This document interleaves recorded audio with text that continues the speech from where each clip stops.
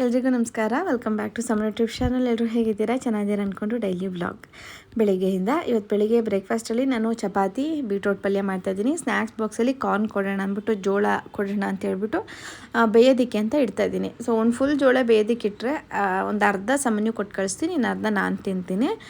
ಯಾವುದೇ ಹಣ್ಣಾದರೂ ಅಷ್ಟೇ, ಈಗ ಒಂದು ದಾಳಿಂಬೆ ಫುಲ್ ಕಟ್ ಮಾಡಿದ್ರೆ ಅರ್ಧ ದಾಳಿಂಬೆ ಸಾಮಾನ್ಯ ಬಾಕ್ಸಿಗೆ ಕೊಟ್ಟು ಕಳಿಸ್ತೀನಿ, ಇನ್ನು ಅರ್ಧ ನಾನು ತಿಂತಿರ್ತೀವಿ ಮನೆಯಲ್ಲಿ. ನಾನು ಹಸ್ಬೆಂಡ್ ಇಬ್ಬರಲ್ಲಿ ಯಾರೊಬ್ಬರು ತಿನ್ಕೊತೀವಿ.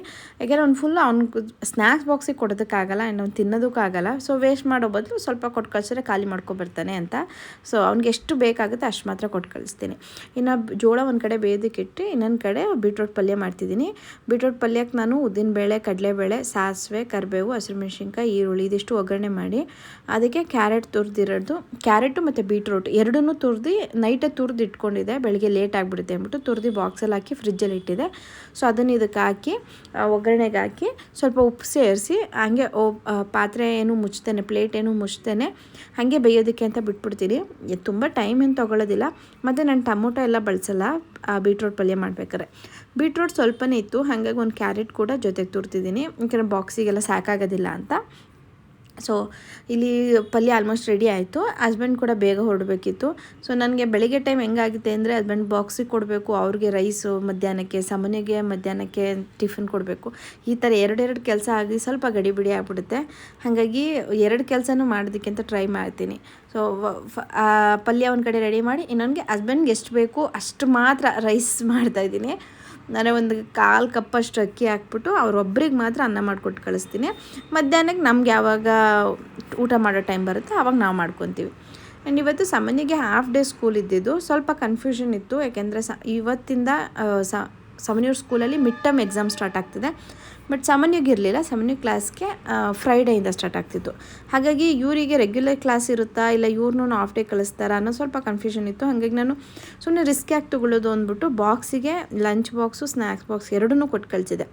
ಇಫ್ ಇನ್ ಕೇಸ್ ಏನಾದ್ರು ಫುಲ್ ಡೇ ಸ್ಕೂಲ್ ಇದ್ದರೆ ಮಧ್ಯಾಹ್ನ ಏನು ಮಾಡ್ತಾನೆ ತಿನ್ನೋದಕ್ಕೆ, ಎಲ್ಲರೂ ತಿನ್ಬೇಕಾದ್ರೆ ಸುಮ್ಮನೆ ಕೂತ್ಕೊಳ್ಳೋಕ್ಕಾಗತ್ತ ಮಗು ಅಂತೇಳಿ ನಾನು ಎರಡನ್ನೂ ಕೊಟ್ಟು ಕಳಿಸಿದೆ. ಅಕಸ್ಮಾತ್ ಬೇಗ ಬಿಟ್ಟರೆ ವಾಪಸ್ ತೊಗೊಂಡು ಬರಲಿ, ನಾನು ಆಫೀಸಿಗೆ ಕಾಲ್ ಮಾಡಿ ಕೇಳ್ಕೊಂಡ್ರಾಯ್ತು, ಬೇಗ ಬಿಟ್ಟರೆ ವಾಪಸ್ ತೊಗೊಂಬರ್ತಾನೆ ಅಂದ್ಬಿಟ್ಟು ಎರಡೂ ಕೊಟ್ಟು ಕಳಿಸಿದೆ. ಸೊ ಪಲ್ಯ ಒಂದು ಕಡೆ ರೆಡಿ ಆಯಿತು. ಹಸ್ಬೆಂಡ್ಗೆ ಸಾಂಬಾರಿತ್ತು, ಹೀರೆಕಾಯಿ ಸಾರು. ಸೊ ಅದ್ರ ಜೊತೆಗೆ ಮೊಟ್ಟೆ ಬೇಯಿಸ್ಕೊಟ್ಟು ರೈಸ್ ಕೂಡ ಕೂಗ್ಸಿಟ್ಟಿದ್ದೀನಿ. ಅವ್ರ ಬಾಕ್ಸಿಗೆ ರೆಡಿ ಆಯಿತು. ಇನ್ನು ಟಿಫನ್ಗೆ ಚಪಾತಿ ಬೀಟ್ರೋಟ್ ಪಲ್ಯ. ಪಲ್ಯ ಆಲ್ರೆಡಿ ರೆಡಿ ಇದೆ, ಇಲ್ಲಿ ಚಪಾತಿ ಕೂಡ ಲಟ್ಸ್ಕೊತಾ ಇದ್ದೀನಿ. ಹಸ್ಬೆಂಡ್ಗೆ ಮತ್ತು ಸಾಮಾನ್ಯಗೆ ಇಬ್ಬರಿಗೆ ಎಷ್ಟು ಬೇಕೋ ಅಷ್ಟು ಮಾತ್ರ ನಾನು ಮತ್ತೆ ಮಾಡ್ಕೊಳ್ಳೋಣ ಅಂತೇಳಿ. ಯಾಕೆಂದರೆ ಅಷ್ಟು ಟೈಮ್ ಇರೋಲ್ಲ ಫ್ಯಾಮಿಲಿ. ಬೆಳಗ್ಗೆ ಹೊತ್ತು ಮಕ್ಕಳನ್ನ ಸ್ಕೂಲಿಗೆ ಕಳಿಸೋರು ಅಥವಾ ಯಜಮಾನ್ರುಗಳನ್ನ ಕೆಲ್ಸಕ್ಕೆ ಕಳಿಸೋರು ಗೊತ್ತಿರುತ್ತೆ ಮನೇಲಿ ಎಷ್ಟು ಕೆಲಸ ಬ್ಯುಸಿ ಅಂತ. ಸೊ ಪಲ್ಯ ಆಲ್ಮೋಸ್ಟ್ ರೆಡಿ ಆಗಿತ್ತು. ಚಪಾತಿ ಲಟ್ಸೋ ಅಷ್ಟರಲ್ಲಿ ನಾನು ಕೊನೆಯಲ್ಲಿ ಸ್ವಲ್ಪ ಕಾಯಿ ತುರಿ, ಕೊತ್ತಂಬರಿ ಸೊಪ್ಪು ಹಾಕ್ಬಿಟ್ಟು ಮಿಕ್ಸ್ ಮಾಡಿದ್ರೆ ಪಲ್ಯ ಆಲ್ಮೋಸ್ಟ್ ಡನ್. ಚಪಾತಿ ಜೊತೆಗೆ ಬೆಸ್ಟ್ ಕಾಂಬಿನೇಷನು, ಮತ್ತು ತುಂಬ ಹೆಲ್ದಿನೂ ಕೂಡ ಅಲ್ವಾ. ಮಕ್ಕಳು ಇಷ್ಟಪಟ್ಟು ತಿಂತಾರೆ, ನಮ್ಮನೆಯಲ್ಲಿ ತಿಂತಾನೆ, ಮಕ್ಳಿಗೆ ಇಷ್ಟ ಆಗುತ್ತೆ. ಯಾಕೆಂದರೆ ಸ್ವೀಟ್ ಇರುತ್ತೆ, ಸ್ವಲ್ಪ ಸ್ವೀಟ್ ಅಂಶ ಜಾಸ್ತಿ ಇರುತ್ತೆ ಬೀಟ್ರೋಟಲ್ಲಿ. ಸೊ ಇಷ್ಟಪಟ್ಟು ತಿಂತಾರೆ ಅಂದ್ಕೊತೀನಿ. ಇಲ್ಲಿ ಚಪಾತಿ ಕೂಡ ಬೇಯಿಸಿ ಅವ್ರ ಬಾಕ್ಸಿಗೆ ಹಾಕಿ ಬಾಯ್ ಮಾಡಿ ಕಳಿಸಿದ್ರೆ ನನಗೊಂದು ದೊಡ್ಡ ಉಸಿರು ಬಿಡೋ ಥರ. ಇನ್ನು ಈ ವಾರ ಅಂತೂ ರಜೆಗಳೇ ಜಾಸ್ತಿ ಆಯಿತು. ಯಾವ ಸ್ಕೂಲ್ಗೆ ಹೋಗಿದ್ದಾನೆ, ಯಾವ ಸ್ಕೂಲ್ಗೆ ಹೋಗಿಲ್ಲ ಅನ್ನೋದನ್ನೇ ನಾನು ಮರ್ತುಬಿಟ್ಟಿದ್ದೀನಿ. ಅಷ್ಟು ರಜಾ, ಗೌರ್ಮೆಂಟ್ ಹಾಲಿಡೇ ಇತ್ತು, ಅದ್ರ ಜೊತೆಗೆ ಬಂದಂಥ ರಜೆಗಳು. ಸೊ ರಜಾ ಅನ್ನೋದೇ ಆಗೋಯ್ತು ಈ ವಾರ. ಸಾಮಾನ್ಯ ಸ್ಕೂಲಿಗೆ ಹೋಗೇ ಇಲ್ಲ ಸರಿಯಾಗಿ. ಮತ್ತು ಇನ್ನೊಂದು 15 ಡೇಸ್ 20 ಡೇಸ್ ಹೀಗೆ ಇರುತ್ತೆ. ಯಾಕೆಂದರೆ ಎಕ್ಸಾಮ್ಗೆ ಹಾಫ್ ಡೇ ಇರುತ್ತೆ, ಸ್ಟಡಿ ಹಾಲಿಡೇಸ್ ಮತ್ತು ದಸರಾ ರಜಾ. ಸೊ ಒಂದು 20 ದಿನ ಸಾಮಾನ್ಯ ಫುಲ್ ಮಜಾ ಮಾಡ್ತಾರೆ. ಸಾಮಾನ್ಯನ ಸ್ಕೂಲಿಗೆ ಡ್ರಾಪ್ ಮಾಡಿ ಬಂದಾಯಿತು. ಟೈಮ್ 8:20. ಸೊ ಇಷ್ಟು ಬೆಳಿಗ್ಗೆ ಅಷ್ಟರಲ್ಲಿ ಎಷ್ಟು ಗಡಿಬಿಡಿ ಅಂತೀರಾ. ಹಸ್ಬೆಂಡ್ ಬಾಕ್ಸಿಗೆ ಕೊಡಬೇಕು, ಸಾಮಾನ್ಯ ಸ್ಕೂಲಿಗೆ ಬಾಕ್ಸ್ ರೆಡಿ ಮಾಡಬೇಕು. ಹಬ್ಬ 2 ಕೈ ಇದ್ರೂ ಸಾಕಾಗಲ್ಲ, ಇನ್ನೂ 2 ಎಕ್ಸ್ಟ್ರಾ ಕೈ ಬರಲಪ್ಪ ಅನಿಸ್ತಾ ಇರುತ್ತೆ, ಅಲ್ಲಿ ಇದು ಅದು ಅಂತ. ಸೊ ಇವಾಗ ಕಂಪ್ಲೀಟಾಗಿ ಫ್ರೀ. ಈಗ ನನ್ನ ಟೈಮ್ ಏನು ಮಾಡಬೇಕಂದ್ರೆ, ಟಿಫನ್ ಮಾಡಿಬಿಟ್ಟು ಅಡುಗೆ ಮನೆ ಕ್ಲೀನ್ ಮಾಡಿ. ನೋಡಿ ಅಡುಗೆ ಮನೆ ಹಿಂಗಿದೆ, ಮಿಷಿನ್ ಬಟ್ಟೆಗಳು ಹಾಕೋದಿದೆ, ಕಸ ಗುಚ್ಚಿ ಒರೆಸಿ ಫ್ರೆಶ್ ಆಗಿ ಇಷ್ಟು ಕೆಲಸಗಳಿದೆ. ಸೊ ಬನ್ನಿ ಇವತ್ತಿನ ವ್ಲಾಗ್ನ ಶುರು ಮಾಡೋಣ. ವ್ಲಾಗ್ ಸ್ವಲ್ಪ ಇಷ್ಟ ಆಗಿದೆ like, comment, share and subscribe. ಬನ್ನಿ ವ್ಲಾಗ್ನ ಶುರು ಮಾಡೋಣ. ಇನ್ನು ಮನೆ ಕೆಲಸ ಎಲ್ಲ ಮುಗಿಸಿ ನಾನು ಟಿಫನ್ ಮಾಡೋಷ್ಟರಲ್ಲಿ ಟೈಮ್ 10 ಗಂಟೆ 10:30 ಅಷ್ಟೊತ್ತು ಆಗಿಬಿಡ್ತು. ಸೊ ಟಿಫನ್ ಮಾಡಿ ಸ್ವಲ್ಪ ಹೊತ್ತು ರೆಸ್ಟ್ ಮಾಡಿ ಟಿ ವಿ ನೋಡೋಷ್ಟರಲ್ಲಿ ಸಾಮಾನ್ಯ ಕೂಡ ಬಂದ. ಸೊ ಎಸ್ ಫ್ಯಾಮಿಲಿ, ಸಾಮಾನ್ಯ ಸ್ಕೂಲಿಂದ ಬಂದಿದ್ದಾನೆ.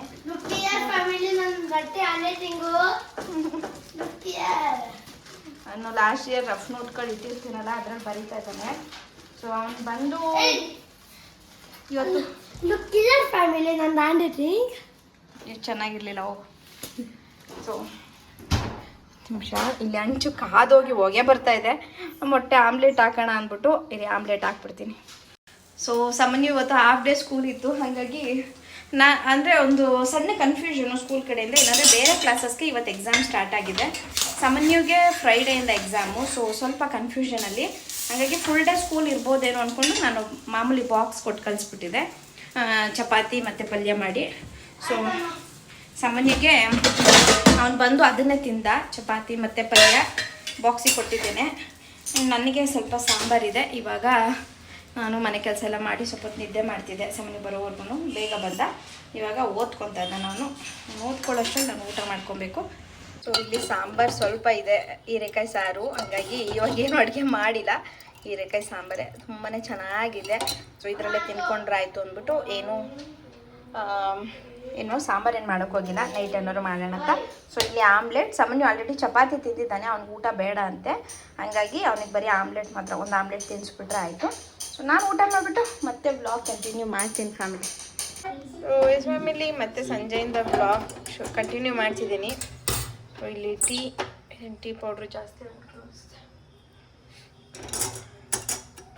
ಇಲ್ಲಿ ಟೀ, ಸಾಮಾನ್ಯಗೆ ಹಾಲು, ನನಗೆ ಕಾಫಿ ರೆಡಿ ಇದೆ. ಯಾಕಪ್ಪ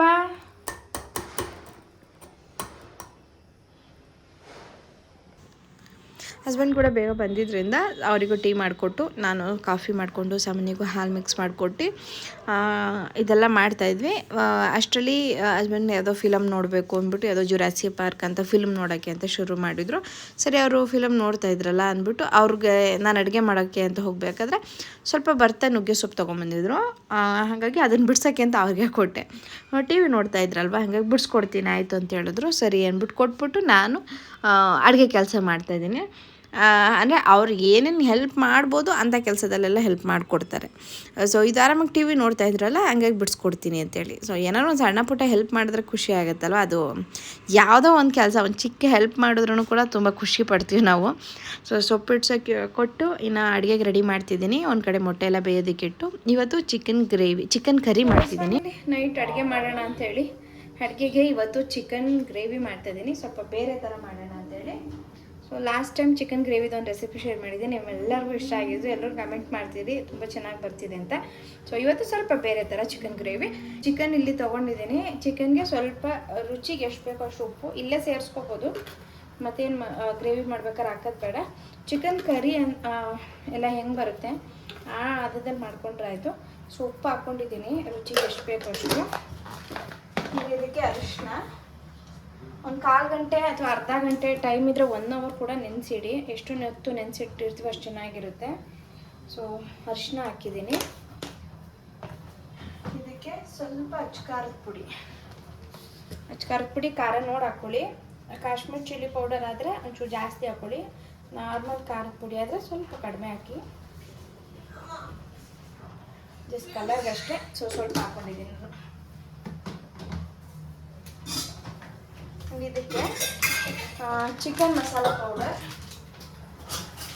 ನೀವು ಯಾವ ಬ್ರ್ಯಾಂಡ್ ಬೇಕಾದ್ರೂ ಯೂಸ್ ಮಾಡ್ಬೋದು. ಒಂದು ದೊಡ್ಡ ಸ್ಪೂನಲ್ಲಾದರೆ 2 ಸ್ಪೂನ್ ಅಷ್ಟು ಆಗೋಷ್ಟು ಚಿಕನ್ ಮಸಾಲ ಪೌಡರ್.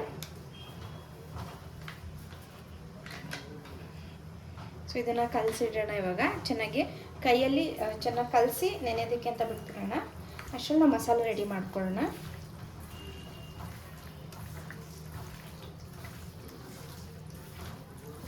ಉಪ್ಪು, ಅರಿಶಿನ, ಖಾರ ಇದೆಲ್ಲ ಚೆನ್ನಾಗಿ ಹಿಡಿದಾಗ ನೀವು ಗ್ರೇವಿ ಮಾಡಿದಾಗ ಪೀಸ್ಗಳು ಸಪ್ಪೆ ಅನಿಸಲ್ಲ. ಇದಕ್ಕೆ ಶುಂಠಿ ಬೆಳ್ಳುಳ್ಳಿ ಪೇಸ್ಟ್ ಹಾಕೋದು ಬೇಡ, ಒಗ್ಗರಣೆ ಮಾಡ್ಬೇಕಾದ್ರೆ ಹಾಕೊಂಡ್ರಾಯ್ತು. ರುಬ್ಬೋದಕ್ಕೂ ಕೂಡ ಹಾಕ್ತೀವಿ. ಸೊ ಇಲ್ಲಿ ಶುಂಠಿ ಬೆಳ್ಳುಳ್ಳಿ ಪೇಸ್ಟ್ ಏನು ಬಳಸೋದು ಬೇಡ, ಬರೀ ಪೌಡರ್ಗಳು ಹಾಕಿ ನೆನೆಸಿಟ್ರೆ ಆಯಿತು. ಸೊ ಇದು ರೆಡಿ ಇದೆ. ಇವಾಗ ಇದು ಒಂದು ಅರ್ಧ ಗಂಟೆ ನೆನೆಯಕ್ಕೆ ಬಿಡೋಣ. ಸೊ ನಿಮ್ಗೆ ಎಷ್ಟು ಟೈಮ್ ಇದೆ ಅಷ್ಟೊತ್ತು ಚಿಕನ್ ಮ್ಯಾರಿನೇಟ್ ಮಾಡಿಟ್ಕೊಳ್ಳಿ, ಚೆನ್ನಾಗಿ ಬರುತ್ತೆ.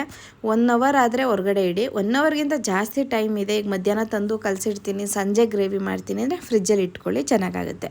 ಇನ್ನಿಲ್ಲಿ ಮಸಾಲೆ ರೆಡಿ ಮಾಡ್ಕೊತಿದ್ದೀನಿ.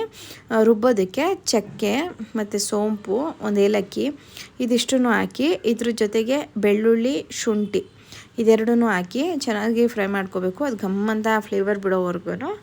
ಸೊ ಸ್ವಲ್ಪ ಬೆಳ್ಳುಳ್ಳಿ ಎಲ್ಲ ಕಲರ್ ಚೇಂಜ್ ಆಗ್ತಿದೆ ಅಂದಾಗ ಅದಕ್ಕೆ ಹಸಿರು ಮೆಣಸಿನ್ಕಾಯಿ ಕಲರ್ ಚೇಂಜ್ ಆಗಿರೋದಿದ್ರೂ ಹಾಕ್ಕೋಬೋದು. ಅಂದರೆ ಕೆಂಪು ಕಲರ್ ಆಗಿರೋದಿದ್ರೂ ಹಾಕ್ಬೋದು. ಇಲ್ಲಾಂದರೆ ಹಸಿರು ಮೆಣಸಿನ್ಕಾಯಿ ಹಾಕ್ಕೊಂಡ್ರೂ ಆಗುತ್ತೆ. ಒಣಮೆಣ್ಸಿನ್ಕಾಯಿ ಬೇಡ. ಇನ್ನು ಇಲ್ಲಿ ಮತ್ತು ಈರುಳ್ಳಿ ಹಾಕ್ಕೊಂಡಿದ್ದೀನಿ, ಒಂದು ದಪ್ಪದ್ದು ಒಂದು ಈರುಳ್ಳಿ ಮತ್ತು 2 ಟೊಮೊಟೊ ಹಾಕ್ಕೊಂಡಿದ್ದೀನಿ. ಇದು ಸ್ವಲ್ಪ ಯಾವ ಥರ ಬಟರ್ ಚಿಕನ್ ಥರ ಟೇಸ್ಟ್ ಬರುತ್ತೆ ಸ್ವಲ್ಪ, ಬಟ್ ಅದೇ ಥರ ಆಗೋದಿಲ್ಲ. ಬಟರ್ ಚಿಕನ್ ಥರ ಆಗುತ್ತೆ. ಸೊ ಕೊತ್ತಂಬರಿ ಸೊಪ್ಪು ಹಾಕಿ ಕೊನೆಯಲ್ಲಿ ಒಂದು 5-6 ಪೀಸು ಗೋಡಂಬಿ ಕೂಡ ಹಾಕ್ಕೊಂಡಿದ್ದೀನಿ. ಸೊ ಇದು ಮಸಾಲೆ ರೆಡಿ ಆಯಿತು. ಇದನ್ನು ತಣ್ಣಗಾಗೋದಕ್ಕೆ ಬಿಡೋಣ. ತುಂಬ ಈಸಿ ಮಸಾಲ. ಇದನ್ನು ನುಣ್ಣಗೆ ರುಬ್ಕೋಬೇಕು. ಇನ್ನು ಅದೇ ಪಾತ್ರೆಗೆ ಎಣ್ಣೆ ಹಾಕಿ ಅದಕ್ಕೆ ಸಣ್ಣ ಕಟ್ ಮಾಡಿರೋ ಈರುಳ್ಳಿ ಹಾಕಿದ್ದೀನಿ.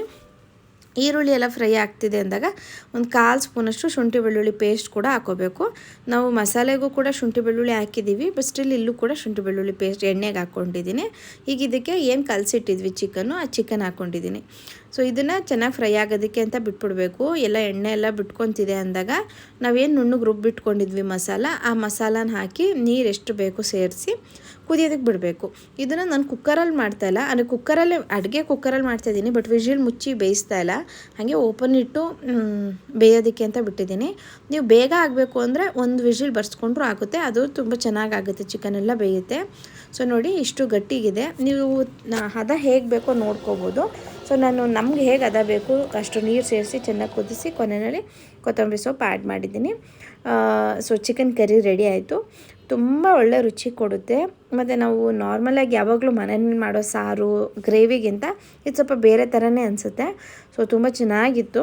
ನೀವು ಕೂಡ ಟ್ರೈ ಮಾಡಿ. ಈ ಒಂದು ಈಸಿ ರೆಸಿಪಿ ಹೇಗೆ ಬಂತು, ಟ್ರೈ ಮಾಡಿರೋರಿದ್ರೆ ಹೇಗೆ ಬಂತು ಅಂತ ಕಮೆಂಟಲ್ಲಿ ಹೇಳಿ. ಸಾಂಬಾರು ರೆಡಿ ಇದೆ. ಇದು ರೈಸು, ಇಲ್ಲಿ ಮೊಟ್ಟೆ.